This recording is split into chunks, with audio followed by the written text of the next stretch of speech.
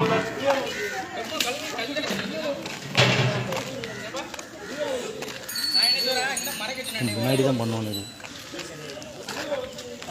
علیکم ورحمۃ اللہ وبرکاتہ۔ دوستو امید کرتا ہوں آپ خیریت سے ہوں گے۔ میں ہوں محمد مقصود قاسمی اور آپ دیکھ رہے ہیں باغ مدینہ یوٹیوب چینل۔ قرآن میں اللہ تبارک و تعالیٰ نے ارشاد فرمایا، اس کی پاکی بولتے ہیں ساتوں آسمان اور زمین اور جو کوئی ان میں ہے، اور کوئی چیز نہیں جو اسے صراحتی تعریف کرتی ہوئی اس کی پاکی نہ بولے۔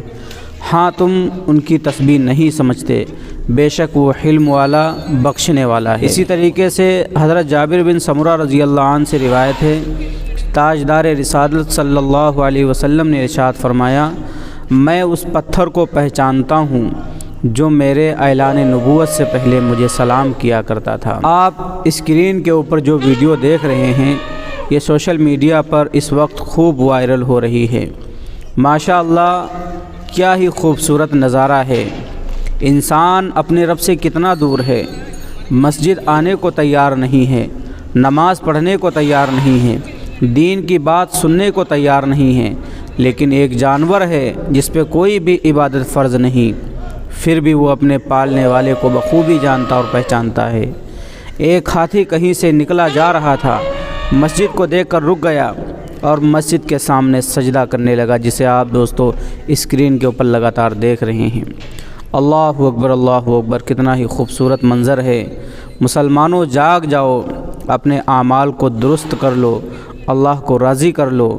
جب ایک جانور اس طرح سجدہ کر سکتا ہے، ہم تو پھر بھی ایک انسان ہیں، سوچنے سمجھنے کی صلاحیت موجود ہے، ہر چیز کو جاننے والے ہیں، پھر بھی رب سے دوری ہے۔ یہ ہاتھی کہیں نہ کہیں اپنے اس عمل سے انسانوں کو ایک درس دے رہا ہے۔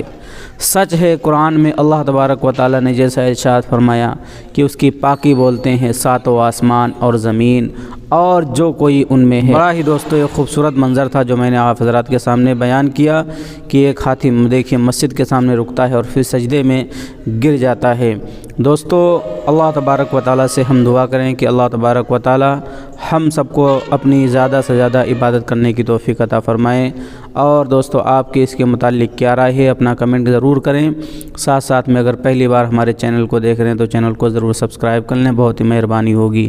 السلام علیکم ورحمۃ اللہ وبرکاتہ۔